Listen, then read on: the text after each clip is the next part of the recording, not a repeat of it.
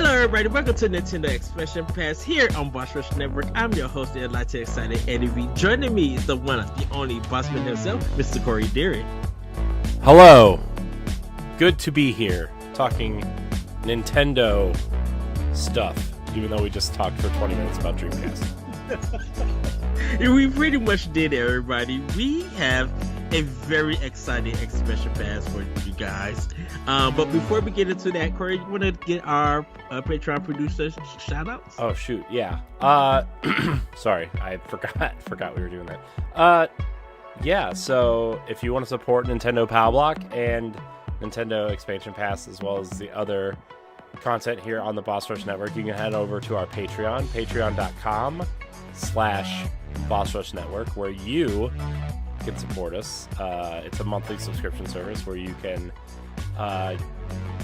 subscribe at different tiers to get different perks from us. The $1 tier is early access to 4 shows, including this one, as well as a $5 tier that grants you early access, plus a Patreon producer credit. Wow, I wish I could talk tonight. Sorry, I just recorded a 2-hour Destiny podcast, and now we're doing this, so my mouth is dry, plus I just talked for 2 hours. So, anyways, you can become a Patreon producer at the $5 tier, which gets your name shouted out during this segment of the show, as well as our other podcasts here. So without further ado, I would like to shout out our Patreon producers for the month of August: Adriel Munger, Celeste Roberts, my wife, Sana Dirrig, Francisco Santillan, and Rebecca Jewell. I want to thank all of our Patreon producers. I want to thank all of our patrons. And I want to thank all of our free listeners. Remember, all of our content remains free. But if you want to support us and get a few perks on top of that, feel free to head over there. If you're listening on Apple Podcasts or Spotify on free feeds, by the way, it would really help if you left us a 5-star rating or review. By the way, just a recap real quick, we are giving away 2 copies of Teenage Mutant Ninja Turtles, the Cowabunga collection. I'd like to remind everyone here on the show as well. The rules are simple to enter. Let me pull them up real quick. Leave us a 5-star rating on Apple Podcasts or Spotify, and send a screenshot of your rating to our email address, nintendopowblock@gmail.com, or DM at powblockpodcast on Twitter. A great review screenshot on Apple Podcasts will grant you a second entry. 2 North American digital codes we're giving away of that game. So hit us up, enter, all that stuff. What's the weird, fast-paced 90s commercial? Many will enter, few will win. Oh, I remember that. Oh my goodness. So, you know, I was actually going through some the Tootsie Roll Charles Blow Pop commercial. And I was watching the one where the boy asked the owl how many licks does it take, and he said 1, 2, 3, and then crunch into it. I've never seen the original, but I was watching the original, and he's just like, how many licks does it take to get into the center of a Tootsie Roll Pop? The world may never know. And I remember that the world may never know being a catchphrase thing, a really big catchphrase. Yeah. Good times. Good times. Even Nintendo has some good catchphrase, you know, playing with power. Oh my gosh. Remember the old Game Boy commercials where magazine ads where like they would have some like really sexy lady in lingerie and like a robe or whatever, and the guy's sitting in his lazy boy chair, like either playing NES or Super Nintendo or Game Boy or something. Like it was like, man, these ads would not fly today. But the lady was like, he used to have his hands all over me or whatever, and I was like, oh my gosh, they showed that off in like a The 90s was raunchy. Oh For video and for Nintendo to do it, dude. I know. Remember the really crazy thing. Remember the Yoshi's Story commercial where it was just like the fat guy who kept eating so much that his stomach exploded and it was just green ooze everywhere, and it was like Yoshi's Story, kids game.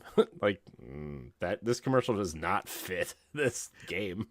Nintendo had juice of I can't think of the marketing firm that they did, but they went through a marketing firm that was doing all of these weird ads that was kind of relating to their game, you know. But even Sega has some good ones too, you know. Yeah, it's man. Maybe I need to go watch the. We should do an expansion pass on old video game ads.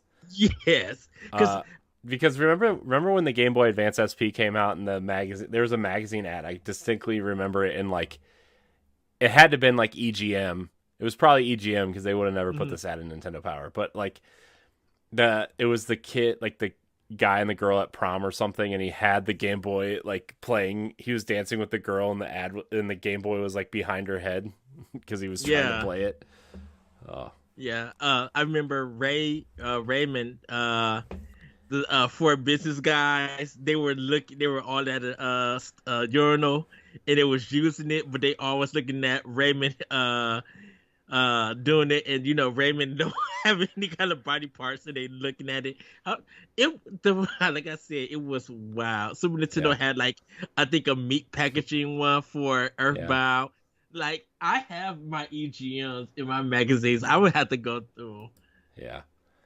Oh my gosh. And then like the Game Boy Pocket, when the Game Boy Pocket came out, they had like the girl tied to the bed or whatever. It said seriously, like it was like seriously something, I forget, like something about distracting. I think it was really funny. These ads, man. Good times. And then they had like DS commercials and Sex of the City and stuff. Like, it's just hilarious. Hey, the Legend of Zelda rap for the Game Boy. Oh no. For Link's Awakening. I was just like, oh my goodness. Link's Awakening. What a game. What a game. Yeah. Yes. So yeah, we'll revisit that. Yeah. Because everybody. Now, I know the news from the Embracer Group has kind of came out, but we're going to talk that for Nintendo Pop Rock. I think we should save that one. I think that might be our doc mode for next week. Yeah, because I haven't really looked at everything in there. I know they acquired a ton of stuff, but I need to get caught up on that because that happened while I was at work today. Yeah, and Nintendo Life has a guide on what they all own now. Do they? Okay. Yeah. I know one of the biggest one was them acquiring the limited run games. And shout out to Mario 64. Because he busted out all the news and like with the Lord of the Rings and stuff like that. And I'm just like, this gotta be a joke. No, it's real. I'm like, wait, what? Yeah, so we're gonna make that you guys, you probably have already seen this episode, but we are going to be saving that for Doc Mo for Nintendo Pop Up because I think that deserves a bigger discussion. And when the news dropped, I know Corey, me and you, we didn't talk or anything, but I know we spoke about this expansion pass with like them like Square selling Crystal Dynamics to Embracer Group, and now Embracer Group is still acquiring more studios and developers. This is getting very interesting. Yeah. For gaming. Yeah. It's man, they own a lot. Okay, so they own Dark Horse Comics now too. Yeah, we'll talk about that on Pow Block on Monday.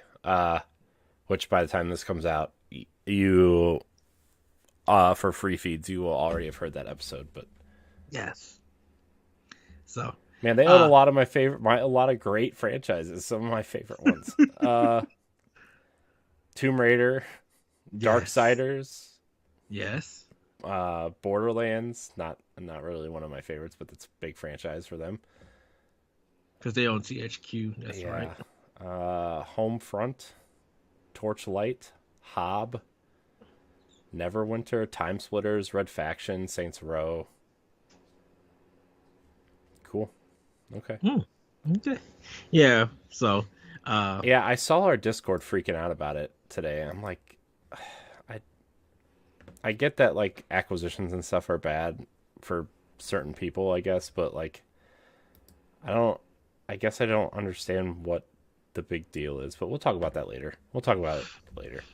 Yes. So, but everybody, for this expansion pass, me and Corey was saving this one for a while, and Corey just reminded me about it, and we was talking about Nintendo Switch Online upgrading past their expansion pass themselves. And we know they have Sega Genesis and Nintendo 64 online, along with Super Nintendo and the NES. So, we get 4 consoles for the NSO. But they can expand that. Now, me and Corey just talked for about good 20 minutes about a certain console. But we also want to talk about another console that could come to it. Yeah. So, and this is good. Well, I was going to say there's going to be a really interesting conversations because like some of these games are rumored to be either having a remake or have already been remade or are on the console already as in packages, or some of them have like, okay, so we're gonna pitch a GameCube NSO, right? Package, right? The way that NES and SNES and Genesis and N64 exist, right? That's what we're doing. We're gonna kind of come up with some games. This one's gonna be super interesting though, right? Because this is going to be the first time where like some of these games have already been remade and will appear on the console in different ways, or are coming, or rumored to be coming, or exist in a lot of ways where like, let's say Animal Crossing, for example, right? Yes. New Leaf or New Horizons is super popular, but the big draw for the GameCube version would be to collect all those classic games, right? Yeah. Well, they already have the classic games for NSO, so what do you do, right? Or like the Metroid Prime rumored remake coming, or I don't know, maybe they don't want Smash Melee to interfere with Smash Ultimate, and Mario Sunshine is already available in the 35th anniversary package, or Twilight Princess and Wind Waker could be making their way over to Switch at some point. There's a lot of games here that are just very questionable, and don't get me wrong, they have precedent of releasing a game and then re-releasing it, right? Like Mario 64 is on the 35th anniversary collection and already in the N64 thing, right? So whatever, but I'm just saying there's a lot of wiggle room here. Well, it's with Animal Crossing, I think they still can bring it to Switch. I think they could too. I'm just saying, like, there's a lot of reasons why maybe they might not do a GameCube, which would be unsettling again. Well, I think it's time. I think we're in that. So GameCube right now is a modern retro. In that league of modern retro with PS2 and Dreamcast. It's 22 years old this year. Yeah, so it's definitely in a modern. Gross. In a modern retro. 22 years old. Get out of here. Oh goodness. I was literally 20 years old. If we're looking at 22 years. I remember getting the GameCube for my birthday, man. My parents brought me home the purple one on my birthday, and it was a Babbage's, so that tells you how long ago it was. Oh my goodness!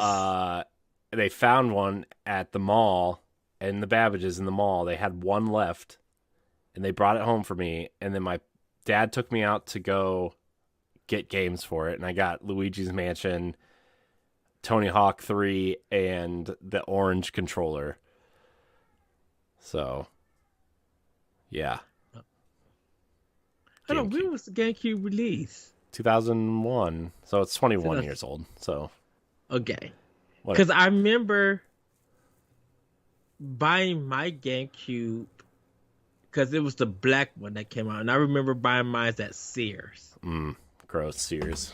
Sears, man. Remember when you had to go to Sears and you had to go to the electronics department and it was with the appliances and stuff because nobody knew where to put video games there.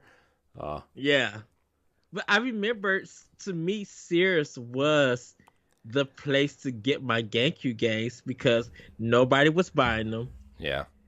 A lot of the games was on discount and cheap. So, the popular game that everybody was looking for because people weren't shopping at Sears, I would go to Sears and get them there because they were a little bit cheaper and they had copies. And so it was easier for me to obtain them. But then they ended up getting rid of their video game section. Mm-hmm. And so I couldn't buy my GameCube's games there. And everything.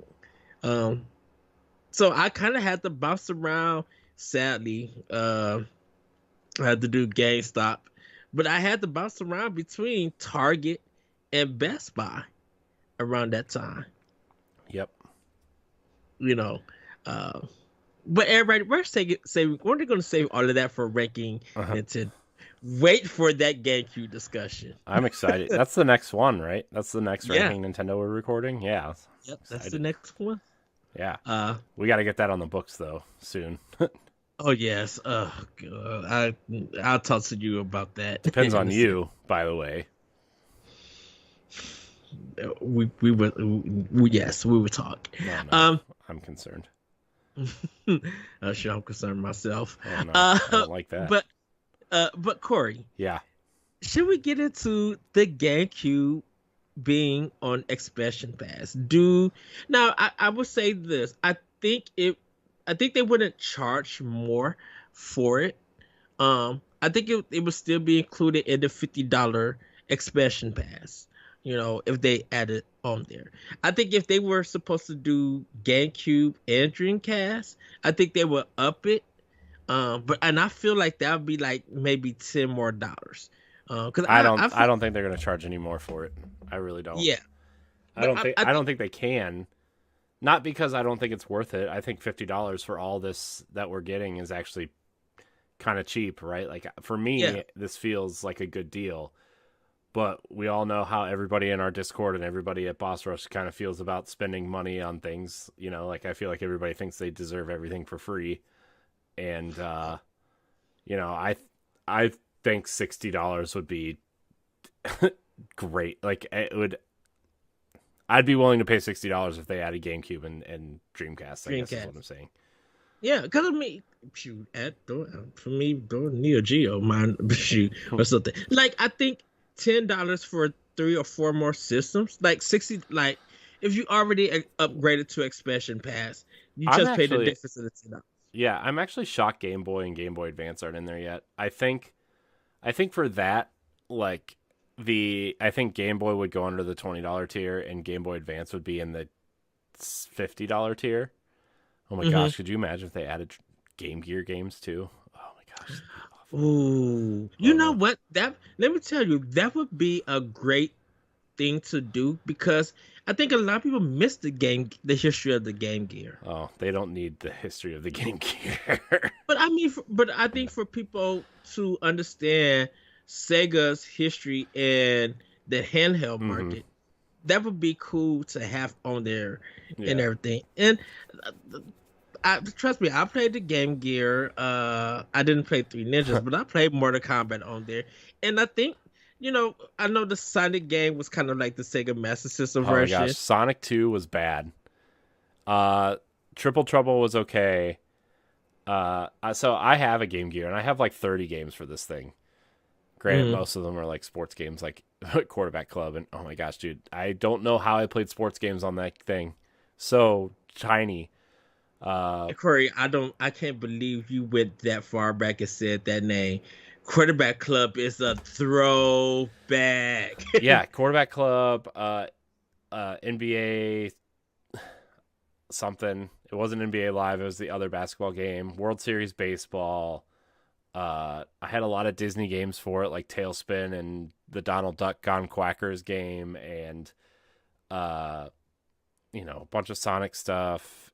And, like, I have a ton of Game Gear games, and I'm embarrassed to say how many Game Gear games I have because a lot of them aren't good. Was the Shinobi on there? There was a version of Shinobi. I don't know which one it was. I did not have it. Okay. Man, now you're gonna make me open up another window and look at Game Gear games. Well, let's get on to the GameCube. So everybody, we're talking Sonic about Chaos was the other Sonic game that I had on there. Oh goodness, I remember that game. Lion King, Sonic Spinball. I had Sonic Spinball is terrible. Dr. Robotnik's Mean Bean Machine, which turned out to be Puyo Puyo, which is probably why I'm so terrible at Puyo. I have Power Rangers. I have Jurassic Park. I have what's this other one? They made a Wonder Boy game. I didn't have that, but I remember it being on there. I could never beat Wonder Boy and Monster Land. They had a Streets of Rage game that was pretty bad. Yeah, I think it was the first one, but it was the kind of like the Master System version. I think. Yeah. Did you do a Master System? There was a Final Fantasy ripoff called Crystal Warriors. Oh yeah, I remember that. There's a secret to not Ever Oasis. Yeah, Ever Oasis. What was this? What was the Genesis game? Oh my gosh. What was Ever Oasis? I believe so. It's on Switch Online. Beyond Oasis. Jeez. Beyond Oasis. Oh, there was a sequel to that on there too. How did I get a sequel on the Game Gear? Defenders of Oasis was on there. It wasn't very good. Don't. It was not very good. It was based like 1,000 years after. I'm reading the Wikipedia page for it right now. Man, yeah, let's not go there. Anyways, GameCube, everybody. I'm sure everybody cares about Game Gear. So we're talking about how would a GameCube release list, or just GameCube on Switch Online look like? Now, first of all, would they make you use the adapter and the Smash controllers, or would they actually make like wireless GameCube controllers? I think they would probably allow you to use wireless GameCube. I think they'll probably do like the Wavebird, and they'll probably re-release. That'd be so cool if like they said, hey, if you want to use the regular GameCube controllers, they would re-release like the Smash ones and these adapters. But they're like, if you want to use wireless ones, we're remaking the Wavebirds. Oh, don't you know how much bank Nintendo would make? Dude, I would buy 4 instantly. I love the Wavebird. The Wavebird was awesome, and I only have 1 left. I don't know where my other 4 are. They're probably with the other half of my GameCube. And the thing about it is, I've never got a chance to own the Wavebird. It was cool. The only thing was it didn't have rumble, because it was not like the batteries weren't powerful enough, and they wanted to make it cheap. By the way, Wavebird was only $25 or $30. $30. Because the GameCube controllers were 25, I think. Wavebird was so cool, man. They had two colors. They had gray, and they had silver. And I remember the silver ones. Well, they released the silver ones because they released them alongside the silver GameCube, which was the model they sold for like the second half of the life of the console. So, but the gray ones are awesome. I had the gray ones. See, I never got a Wavebird. I never thought about wireless gaming at that time. I think. Sorry, go ahead. Sorry, I didn't mean to. I keep interrupting you. I'm sorry. Oh, no. Go ahead. I was going to say that the Wavebird changed everything. I bought those stupid Logitech controllers for PS2 and Xbox after the Wavebird came out because I could not be tethered to my console anymore. Like the really kind of weird they were pretty decent controllers for those consoles, but they were just kind of like odd shaped and, but after the Wavebird came out, I could not be tethered to my console anymore. I had to have wireless controllers for everything. Because I think that was kind of like the first wireless controller that actually worked. And people literally was just like, if you get a GameCube, the Wavebird was like a recommendation. It to a point to it felt like it was required for those who want some like gaming. Yeah. Like to play their games to get the Wavebird, even though it was kind of heavy because I think it used batteries, I believe. I don't know if it was rechargeable at the time. No, okay. they used regular batteries, but it was cool because the unit that you plugged into you had to plug a unit into the console, right? Like this little square box, but they had different channels on them. So like I think there was like I want to say there were 16 channels on this thing, and you had to make sure that's how you like separated the signal from these, from the other Wavebirds that were plugged in. So like, and they always recommended that you skip one or two. So like mine would be on like 1, and then second player would be on 4 and 7 and 10. And like, it was cool because then you could like, mess around with the other players by switching your controller to the other channel. Like if you were losing real bad, you could just switch it over, and then it would like get all crazy because 2 people were controlling. Like the adapter didn't know which controller to read. And like everything would just mess up and basically just shut down the controllers. But it was fun. The Wavebird's so cool. Yeah, if they made Wavebird controllers and sold them for $50 a pop, I would buy 4 of them instantly. Dude, I would take the day off. If they said pre-orders was going up for the Wavebird, I would take the day off so I could get one. Yeah, I still need 2 N64 controllers, but we'll see how that goes. Yeah.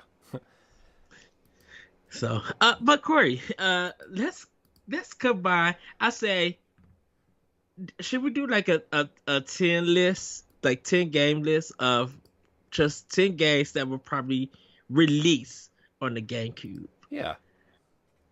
Yeah, I mean, we could do 10. We can kind of go back and forth. I didn't really write anything down because we kind of sat down and decided to do this, but yes. The GameCube has a lot of wonderful games. Yes. Has a lot of wonderful games that I am at. So I guess my first picks are obvious, Wind Waker and Twilight Princess, but my thing is that those games have already been made in HD, and I would actually prefer those versions over these ones because they fleshed out a lot. They fixed a lot of the quest lines. They like shortened the one in Wind Waker entirely to make it feel better. They look better. But like those are like the first 2 that like those games would be awesome on that NSO. Well, I'm going to go with 1080 Avalanche. I think they would want to get like a snowboarding game on there or some kind of. Oh, go ahead. Oh, I was waiting till you were done. Sorry, go ahead. Go ahead, Corey. Sorry, I'm terrible at this tonight. I'm just excited to talk about GameCube. I'm sorry. I think games like I was just gonna say I think games like 1080 and Wave Race and F-Zero and like these smaller games that will probably never get an HD upgrade or a sequel or something, right? Mm-hmm. Like those games would really thrive on this console or this NSO thing, right? Because maybe people haven't played them, people haven't experienced them, and I think this would be a great way for people. And I also think it would be a great way for Nintendo to gauge engagement, to say, hey, would it be worth making a sequel? Look how many people are playing this, Yes. I'm looking up Beta and Kados. Okay, and so Beta and Kados Origins, because Nintendo published it, and they own Monolith Soft, I think that one would come out. Mm-hmm. Both of them. Well, see, Namco has part of the second one, the Eternal Rings in the Lost Ocean. Well, I think they published both of them because Shane and I had that discussion, trying to figure it out, because I thought Nintendo owned them, And technically Nintendo does own the franchise, but Namco published them because they owned Monolith at the time. And then Nintendo So bought it's like a joint. Those games are like jointly owned. Right. It's the same reason why like Microsoft owns certain things that Nintendo published, and that's why like on Rare Replay they did the 360 version of Perfect Dark instead of the N64 version, because Nintendo technically owns the publishing rights to the N64 version. So this is the weird thing, because if you look on Wikipedia, Eternal Wings and the Lost Ocean has published by Namco and Nintendo, but Bandit Kato's Origins is only published by Nintendo, and Nintendo published that one in 2006. Eternal Wings came out in 2003. It could have been a regional thing too, maybe in different regions they were published by different companies, right? The way that like, I know we joke about Blue Stinger, but like that game was published by Sega in the East, and in the West it was published by Activision, so something could be something like that, or like the way that Square Enix games are published by Nintendo here on the Switch, whereas in Japan they are still published by Square.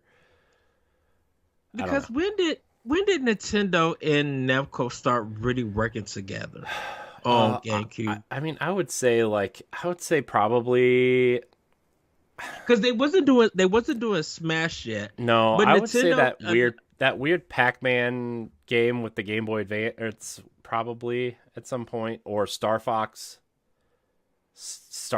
Assault, I think Namco did. So Pac-Man versus showed Nintendo EAD. Yeah, but that's still a Namco license, though. Yeah, but I'm talking about just them and Nintendo working together. In a sense. I don't know a lot about Namco. I'm not going to pretend to know. My first guess would have been that Pac-Man game. Yeah, so that was 2003. December 2nd, 2003. And then because that game never came to America, did it? Let me see. I don't know. You're looking at a person who played when the GameCube came out. I played a lot of Nintendo first party games, and I played a lot of Madden and NBA Live and Tony Hawk. That's what I was playing. So it did come out to America, but it never came out in Japan. That's why it only came out to America and Europe. So, because the Soul Calibur, because Nintendo allowed them to put Link in it. I think that's when they started having a good relationship. Yeah, what was that? 2002, you said? 2003. Okay, yeah. Well, that was also when Pac-Man was revealed. So, and Bat and Kato's, right? You said was 2003. Yeah, 2003 for the Eternal Wings, which was the first one. Yeah. The Origins is the second game. Yeah. So that one. Yeah. Yeah, that would have been around the same time. That makes sense.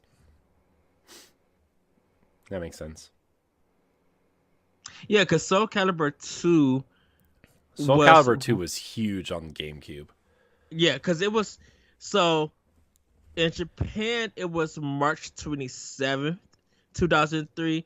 In America it was August 27th, 2003. Mm-hmm. And then Europe followed, but that's when they allowed for Link to be in it, because that's both Namco, who developed and published it. So I think, yes, man, do a Soul Calibur. I think Soul Calibur 2 would hit with day one. Yeah. If Nintendo doesn't fight to get Soul Calibur 2 on that release, because that's going to be, I think. And you could technically do online multiplayer with your friends. That would be cool. Yes. Because my thing is, if you want people to still upgrade to Expansion Pass, and N64 and the free DLC, and the Genesis is not doing it for them, people will upgrade to this because of Soul Calibur 2. Yeah. Is it my turn? Dang. Yeah, go ahead. I'm sorry. Oh, no, go ahead. Finish your thought. No. Last thought about adding Soul Calibur 2. I really think that Sony would probably. I know Sony will be trying to get their own version, but if they could be like, yeah, let's get Soul Calibur 2 for Evo, I think they would go with the GameCube version. Yeah. Because Nintendo really can't do nothing about it or anything. Yeah. Yeah, I don't know. We'll see. Well, remember when they did the HD remake for all the consoles, they just did the PS2 version. So, yeah. I mean, that's a different whatever. But, all right, my next game, Ed, and I think it would do way better now than it did then, is Fire Emblem Path of Radiance. Oh, yes. Oh my gosh, I've been staring at this eBay listing for this game for like a week. It's like $200, and I've been staring at it because, like, I really want that other half of my GameCube collection back, and I don't care how. I mean, I do care, but you know what I mean. Like, I'm looking at the most expensive games first, and the 4 games that are going to cost the most are Twilight Princess. So, long story short, Ed knows the story, but I was in a relationship before my wife, and we had a pretty, I would say, bad breakup, we'll say. And half of my GameCube collection was left there because I was just trying to pack everything up and leave because I didn't want to be there. And she didn't want me there, so I was just trying to pack everything, and I left half my GameCube collection. So everything on my GameCube collection from A to L was left behind, which was like both Bat and Kato's games, Fire Emblem, Zelda, Chibi Robo, those games. And then like a lot of my Wii games were left there too. So like Last Story and Pandora's Tower and the Metroid Prime Trilogy Steelbook, those things, the ones that really sting when you look at how much they cost now. So yeah, but anyways, that was the first kind of console experience of Fire Emblem that I had, and I didn't really understand it at the time because, like, I don't know, because I just didn't really feel like paying attention and sitting there and learning it because I was too busy playing Madden with my friends and Halo and all the other great Nintendo games, and I think I was really into Kingdom Hearts at the time, so I just didn't sit down and really do it, but I had it. Dude, I remember seeing that game at every GameStop for $24.99 for like years. That game was $24.99 at every GameStop. Those is the days. Man, imagine if we would have just bought all those and sat on them. How, probably wouldn't be that rich, but you know what I mean. We would have history, let's say.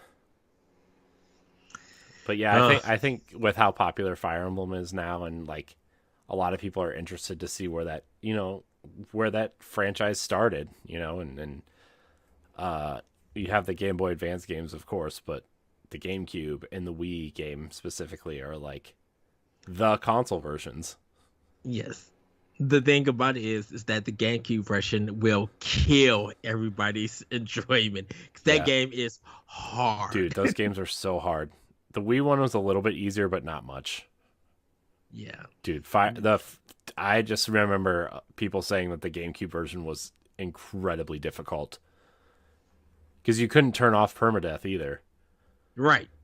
It was straight up a straight up tactics game. No RPG elements really, right? It was just a straight up tactics game. And if you were not tactical enough, you were dead. Yeah. Yep. And that's what Fire Emblem Fates Conquest tried to kind of resurrect that feeling.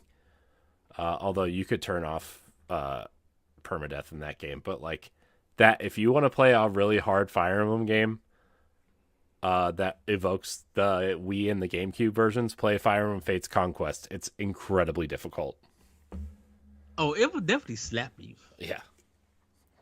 In the face. Backhand. Smack. Well, Corey, of course, I just seen one of my favorite games, Beautiful Joe. Like, I know You think Capcom would be on board with that? I think so. Yes, I think because not so many people are. Capcom has. I'm sorry to say this. Capcom has ruined the Resident Evil series. Not for me, but I think there's just too many re-releases of their old games, and I know that. Man, that's a hot take. I feel the comments roasting you right now. Well, the thing about it is, it's just like I know. I feel like Capcom's done good with Resident Evil lately.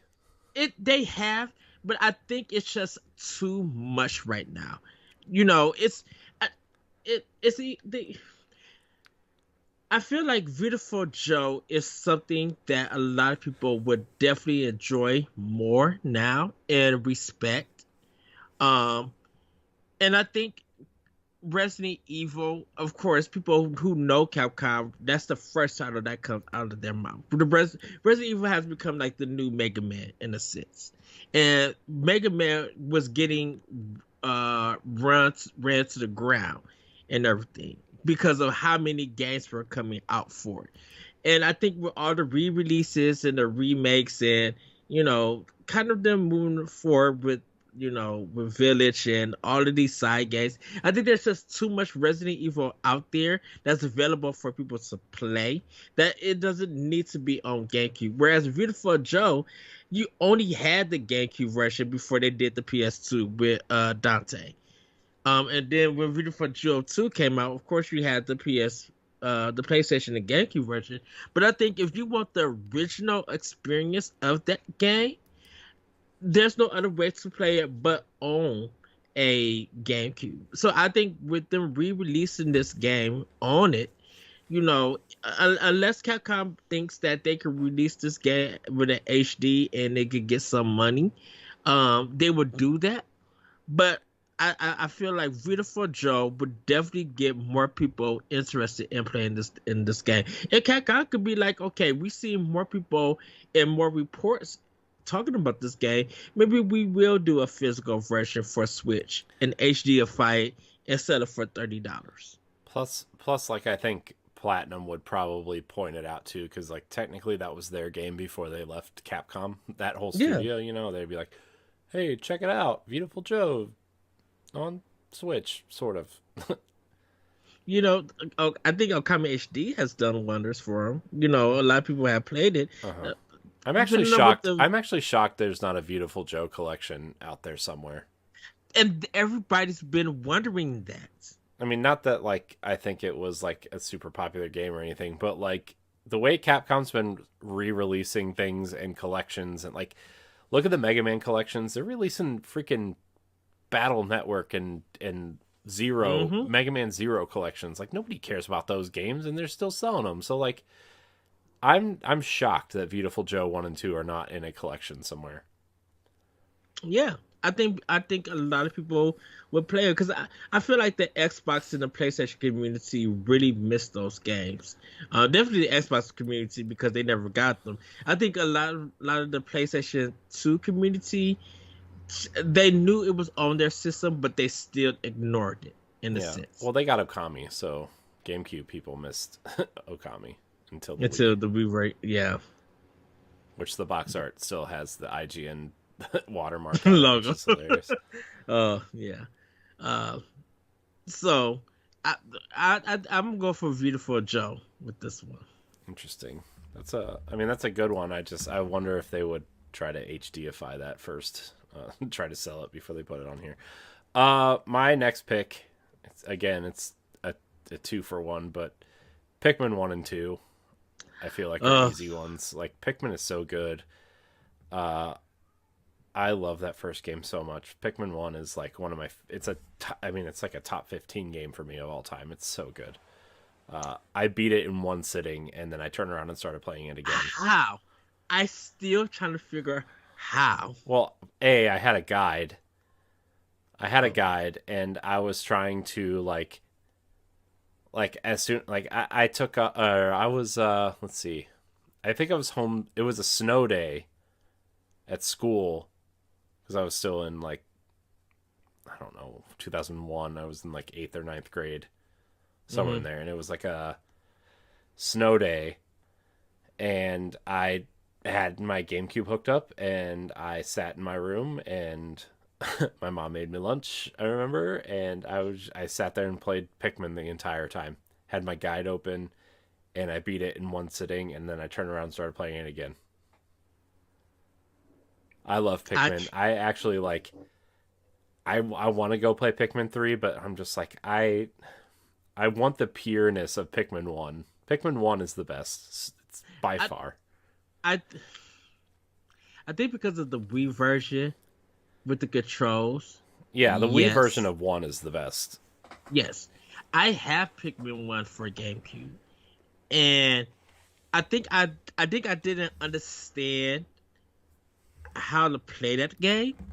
But I think, definitely with the rewind feature on this, I think I'll be able to sit down and understand it better, to correct my mistakes and everything. I talk about Pikmin 3 on how gorgeous and great that game is. I would love for Pikmin 1 to drop. So I agree with you. Yeah, I could see that coming. Yeah. Definitely 2 is one that I would definitely want to play. But Pikmin 1, yeah, great choice, Corey. Yeah, it's just like, it's really simple. The world, like, it still looks great, even 20 something years later. Although, I mean, that's not really surprising considering Nintendo. But like, just the way, like, you throw the Pikmin, right, and you get the little pellet, like, you throw them at the pellets, and they take the pellets and put them in the spaceship, and then it spits out all the little Pikmin to plant them.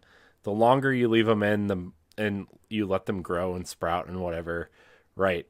And then you go and, like, you have to be careful, because, like, you could throw more than, like, what your battery or your spaceship part needs, but then you got to watch out for the enemies, which you take extra Pikmin with you to fight them off, and you have to, like, really sacrifice them.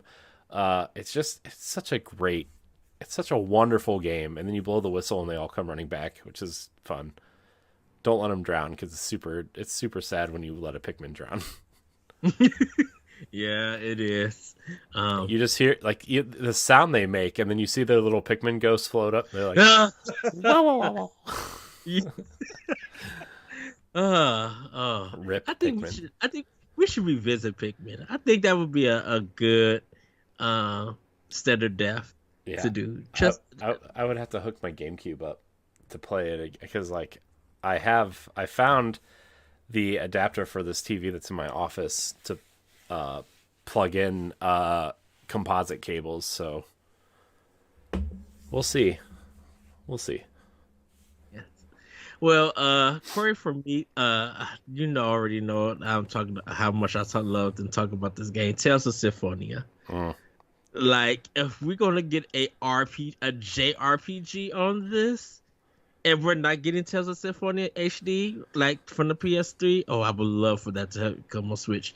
Yeah. But we're not getting that one. Put Tales of Symphonia on for GameCube on it, because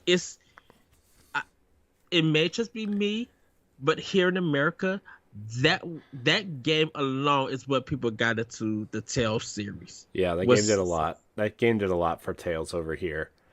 I mean, I think PS2 got what, Tales of the Abyss or something. Yeah, and it didn't really it didn't really do a lot. And then they kind of I think they remade it for 3DS, right? But yeah, Tales of Symphonia, like, I didn't know anybody who had a GameCube and did not own Tales of Symphonia at some point.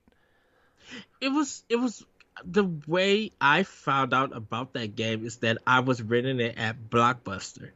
And then the first time I got done renting it, because I did it for 5 days, I went to the store and bought the game, sat down. Now, everybody, this is the time when we had multi-disc gaming. And GameCube, for the first disc, had blue. The second disc was red. And I remember just spending hours. And I never unlocked everything, because there were some black treasure boxes that you had to figure out on how to unlock. But I would love for this game. I would love for this to come to Switch. GameCube Online or NSO Online, and literally because it was 4-player, not local. Everybody could play on the screen. It wasn't split screen or anything.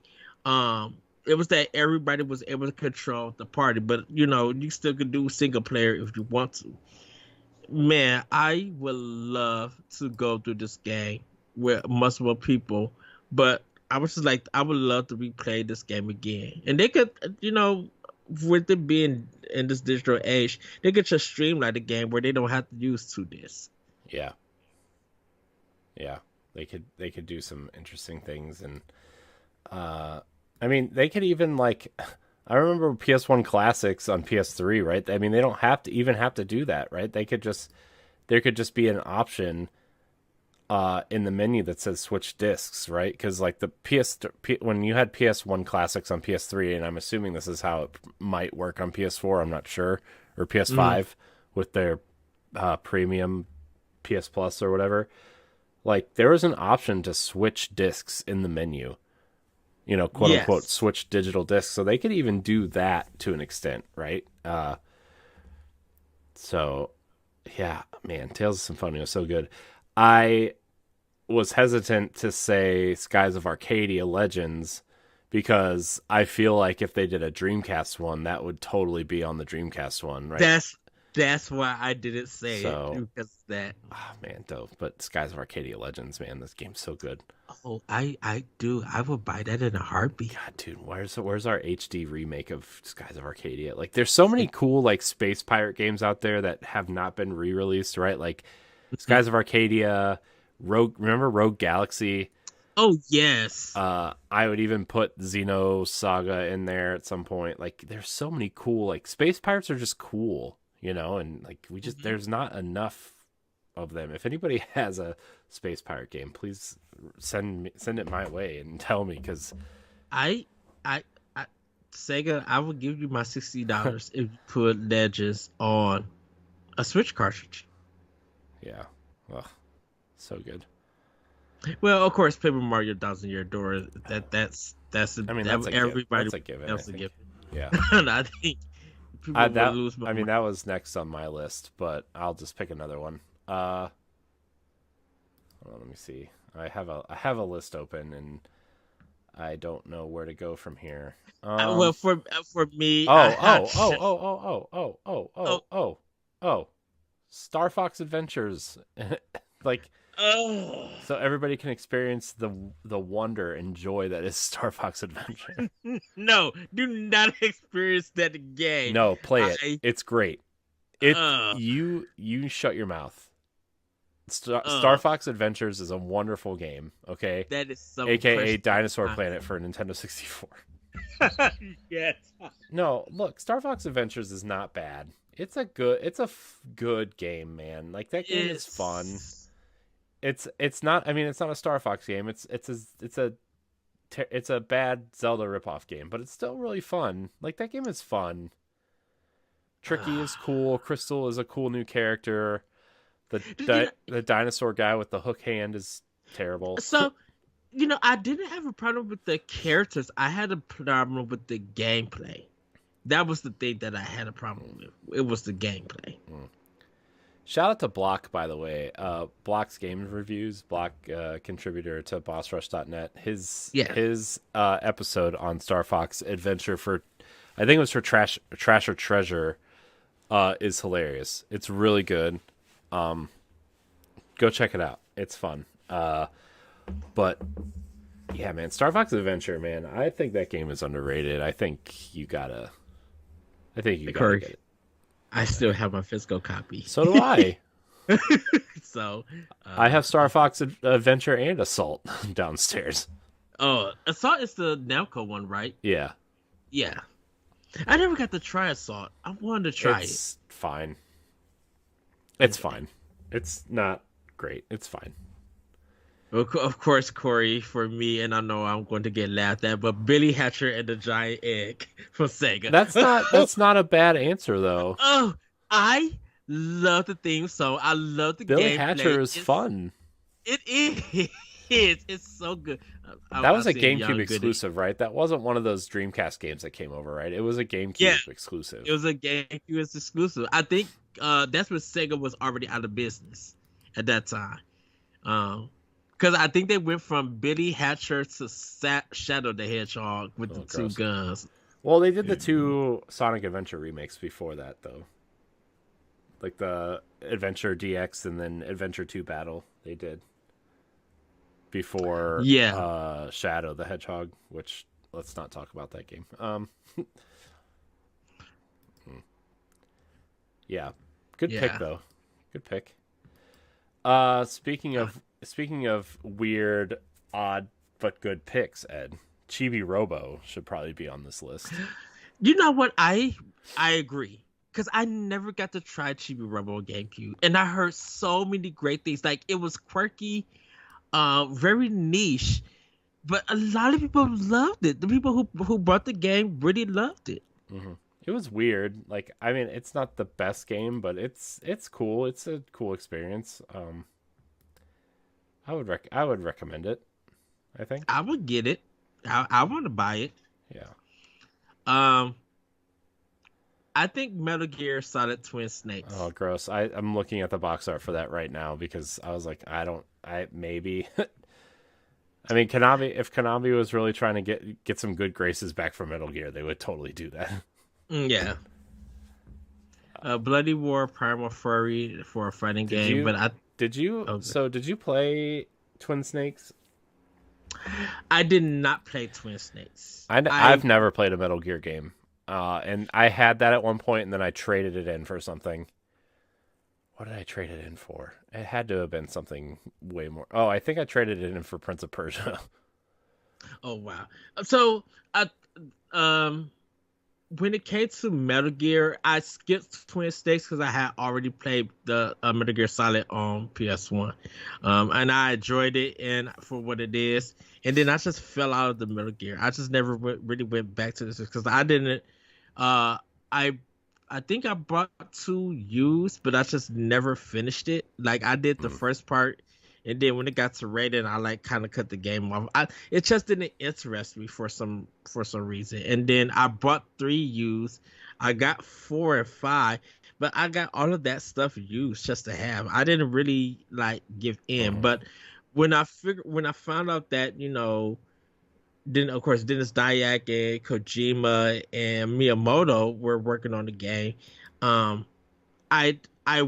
should have got it at that time, but it was just still Metal Gear Solid, and I'm like, I already know the story and experienced the game, but then I realized that they changed so much that it was something that I just missed out on because I decided not to get it. So that was a personal thing on me with it.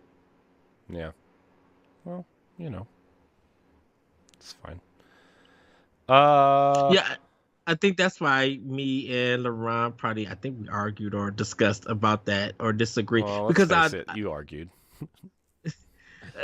Well, because I remember when Twin Snakes came out and they did that first person mode and everything. I think that was a kind of a big highlight for that game. Mm-hmm.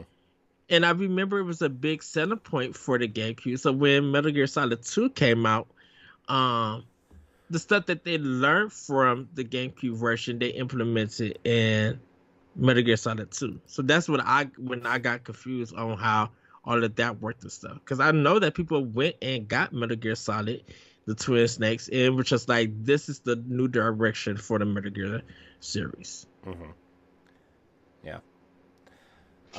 Man, the other ones I'm hesitant to say are Metroid Prime and Prime 2 because those are all 3 of those games are rumored to be getting HD versions for the Switch. Mm-hmm. But I think, man, also a Super Mario Sunshine is already on the console technically, although that would be a shoe-in. I feel like Sunshine would be such a shoe-in. Luigi's Mansion. Yes. The first one. Oh my gosh, why did I not think of that? Why was I wouldn't. That was another one that I skipped. Oh man, Luigi's Mansion 1 is so good. It's so fun. I played it, Red Dead, I played it. I enjoyed it what it is, but I just didn't end up buying it. I think it was a game that I rented it. I rented. I tried. I'm like, okay, I like what it's going for. Just didn't buy it because I think I was more excited for a Sunshine at that time. Yeah. Oh man, Luigi's Mansion is so good, man. The only problem with that game is that it's inverted controls and you can't change them. That's the only problem with that game.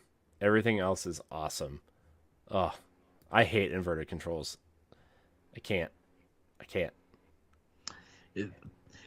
Star Fox is the only game that I could do inverted controls, and that was because I played it on the Super Nintendo so much. And anything else, I can't do. If it's inverted controls, what ends up happening, I have to somehow turn the controller upside down. Like, it's so weird. Yeah. Killer 7, this game is on PC. I mean, if they want to bring it, that's fine. I think Four Swords they would bring. Four Swords Adventures, or the Collector's Edition. It shows. Man, what else? I know we about past 10 games, but I know, but I only have a couple more. I think hold on. I think Star Wars Rogue Squadron 2 needs to be on this console. Yes. I know that what?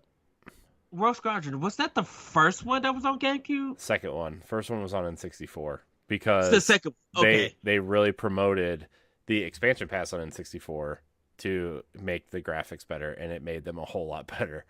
Okay. But yeah, I mean, Rogue Squadron 2. So I mean, you good. could put 2 and 3 on there, but 2 is such a. I mean, that game still, like, you put it on TV, like parts of that game still look better than the stupid special edition CG that they did. And that hooked me on the GameCube controller because it felt so good playing that game. Remember the opening scene where, like, it's right before the Death Star Trench Run and you see the X-Wings, like you see the X-Wings kind of flying in, and you see like the group of X-Wings flying in, and you see their wings open up right on, like, right before they go down into the trench. It's so good, man. Like, it was so. We had never seen anything like it. No, like I mean, the as Nintendo fans, the best thing we ever saw, I think, was like, I don't know, I really don't know what to tell you what the best thing we've ever seen was, but it was not that. And like, it's a good thing they showed Luigi's Mansion first, because that game, Rogue Squadron, was the reason people lined up for GameCubes. Like, that game was so revolutionary in the way that it looked, in the way that it played, the unlockables. They got the voice actors from the movies to do the lines. Like, it was like they went all out. Yeah, and this was like, this was like at the, like, episode 2 was about ready to come out, so Star Wars fever, like, people didn't realize that the prequels were going to be bad yet. So, like, Star Wars, like, episode 1 had come out like a year or two before this game came out, and fandom was kind of ramping up for Star Wars again. And man, Rogue Squadron. Dude, it literally just, because I think they had a demo version at GameStop. They did, and I think a demo came with something at one point. Like, the first level came with a demo. And or that's something. Maybe it was like one of those GameCube, like, demo discs from Nintendo Power or something. I think so, yes, because I remember playing the demo and I was just like, why is this just as a demo perfect? Like, it was something that I've never imagined, because previous Star Wars games were average to, like, bad, but Rogue Squadron 2 was just like, this demo is a classic. Like if it's on the line of buying a Switch with Breath of the Wild. Like, if you were going to get a GameCube, Rogue Squadron 2 was the game to get. Especially because Smash was delayed like a month, remember? Yeah. Yeah. Everybody was waiting on Smash, and it was delayed, so everybody wanted Smash, and everybody wanted Star Wars. Yeah. Man. For me, everybody, dang it, now I want that game, Corey. I want that game. Well, you know, there's a rumor, like, since Aspire's been redoing all those Star Wars games, right? There's a rumor that these games will finally get HD versions. Yeah. Well, everybody, of course, it's Mario Kart Double Dash, and last but not least, Mario Kart 4. Mario Party 4, I'm sorry, because I enjoyed that one. I know it's very weird, but Mario Kart Double Dash, it has to come. I know everybody loved Mario Kart 8, but Double Dash that's my game. But everybody, I think me and Corey has kind of produced a great list. Don't forget Corey, F-Zero. Of course. And Eternal Darkness. People will get really mad if we don't mention those. Yes. Also, a quick shout out to Beyond Good and Evil and the Prince of Persia trilogy and Super Monkey Ball as well. Yeah. Those were all on my list as well. But I really like the Prince of Persia trilogy. Says the Time is... I love Says the Time. Yeah. Oh, Time Splitters 2 also. Shout out to Time Splitters as well. A game that I want to play. I need to find out. It's $1.99 right now on Xbox digitally. Because Time Splitters 1 and 2, or 2 and Future Perfect, which is 2 and 3, are on sale for the backwards compatible sale right now. And I think they're either $1.99 or $2.49 or something. You can get both of them for like $5 right now digitally on Series X, and they look great. I'm going to throw them in the cart and buy them tonight. Yeah, they're great. I mean, they haven't really aged well, but at the time they were like first-person shooters were going in two different directions, right? They were either following the Halo route, like Halo and Call of Duty, or they were going the Perfect Dark and 007 kind of route, right? Because we got a lot of good 007 games on the GameCube as well, right? Agent Under Fire, yes. Everything or Nothing, Nightfire, the GoldenEye Rogue Agent game, From Russia with Love. Like, there was a lot of great 007 games on the GameCube that I would also highly recommend. Gosh, those games are good. But like I was saying, like there was like a clear split of first-person shooters, right? And that's kind of where we landed. So yes. So, but everybody, that's gonna be it for Expansion Pass. What would you guys want on a Nintendo? Oh no, I forgot. There's one more, Ed. I'm sorry. Go ahead. People, you know how people love Kirby in the Boss Rush Discord. Mm-hmm. If we don't mention Kirby Air Ride, people will slaughter us. So, Kirby Air Ride, 2003 kind of weird racing game. It's like a racing adventure game. Gross. Yes. Oh, I hate this game. I feel like 2003, 2004 was the hit years for GameCube. Yeah. Oh, 2003 was huge. It was, dude. 2003 was Zelda, Metroid, and Sunshine, all in the same year. And I think Gale of Darkness, the first kind of Pokemon RPG. People, now granted, that game wasn't very good, but like people were expecting a lot out of it. It was a console Pokemon game, and we had never had that before, right? Except for like not Coliseum, Stadium. So. Yeah, I mean, that 2003 was a huge year. Double Dash came out that year also. Yeah, 2003 was like a huge year for GameCube. I just looked at Metroid Prime. That was 2002, and Prime 2 was like 2 years later. Oh, maybe 2002 was the big year for GameCube then. Sorry. Well, I would say all three, because Resident Evil 4 was 2005? Yeah. Wow. Yeah, because it came out, and then like Xbox showed off the 360 because it was a year earlier than the other consoles. Yeah. No, because I remember Resident Evil 4 was in January. It was the leading game for Game of the Year. Yeah. So check out this 2002, okay, for GameCube. The Resident Evil remake, Mario Sunshine, 007 Nightfire, which was a big deal at the time. Yeah. Metroid Prime, Wind Waker, Time Splitters 2. Dude, that's a huge year for Soul Calibur 2 were the huge games of that year. Oh my goodness. How did GameCube only sell 19 million copies with a year like 2002? Eternal Darkness was also 2002. That game was not big at the time, but it was a cult classic. So, man, 2002, what a year. And Nintendo still didn't sell more than 20 million units of this console. Because the thing about it is that people had Sony PlayStation. Yeah, to be fair, the PlayStation 2 was a massive success. Mm-hmm, yeah. It had a DVD player in it. It had online multiplayer for the first time, right? And like you could play it through a phone line, which Xbox you could not, right? PlayStation 2 was massive. It was huge.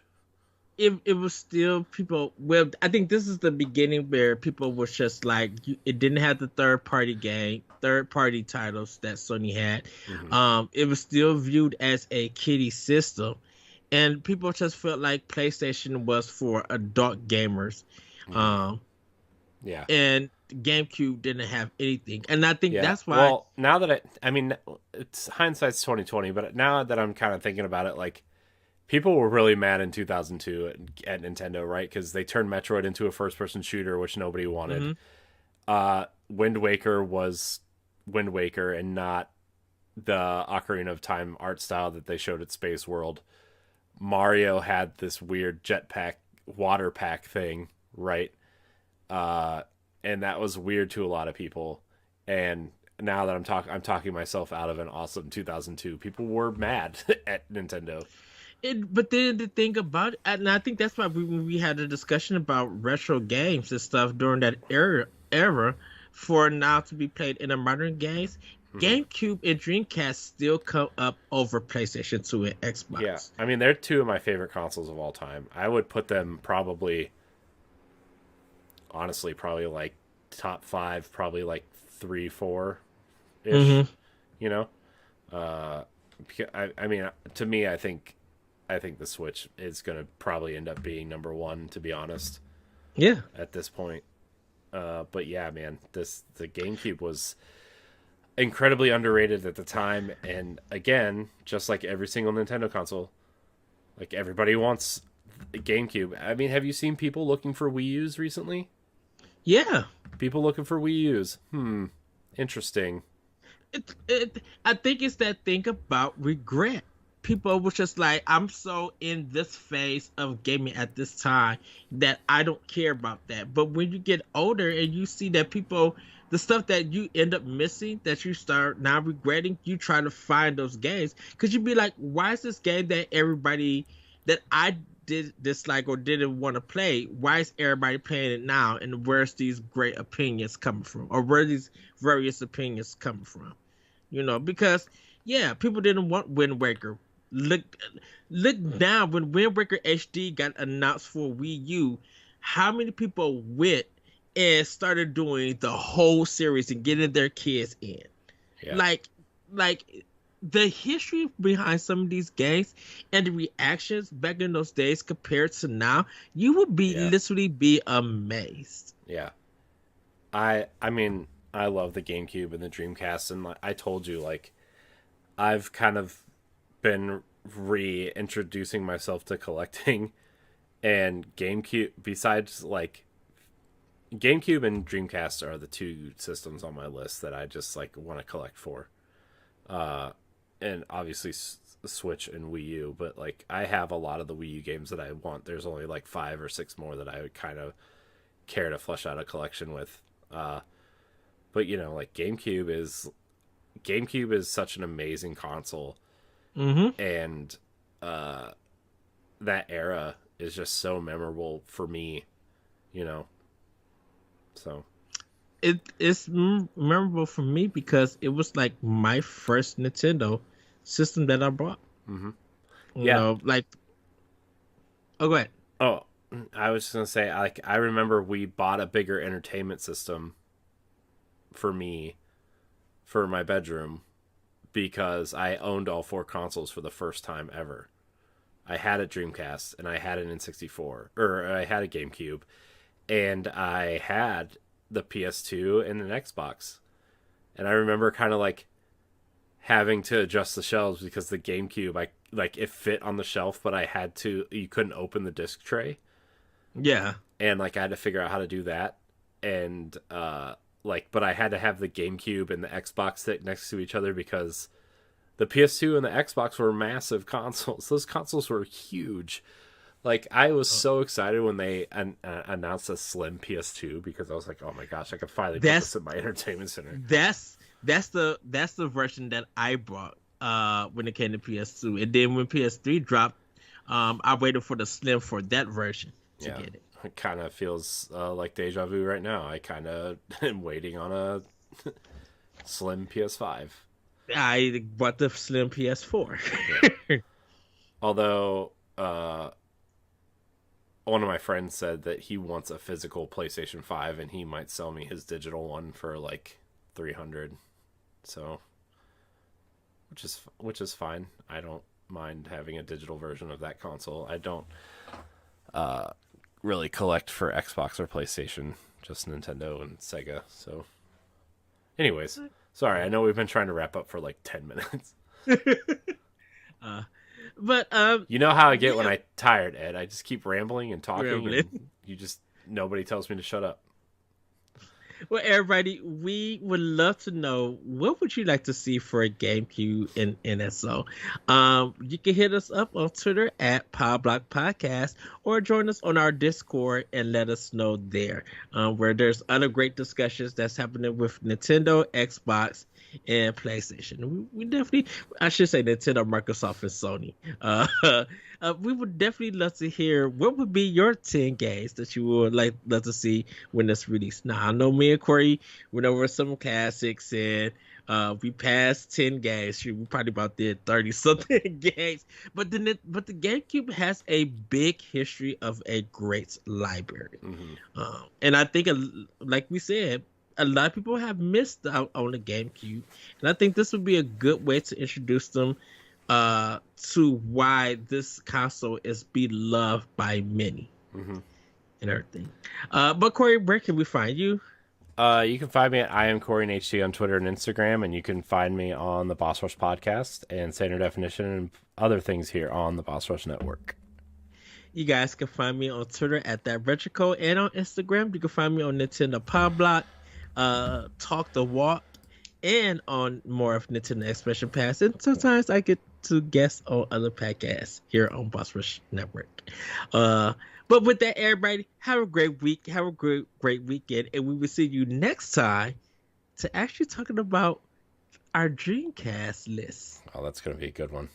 Oh, that's going to be a really good one. With that, everybody, have a great week. Have a great weekend. And we'll see you next time on Nintendo Expression Pass. Bye, everybody. Goodbye.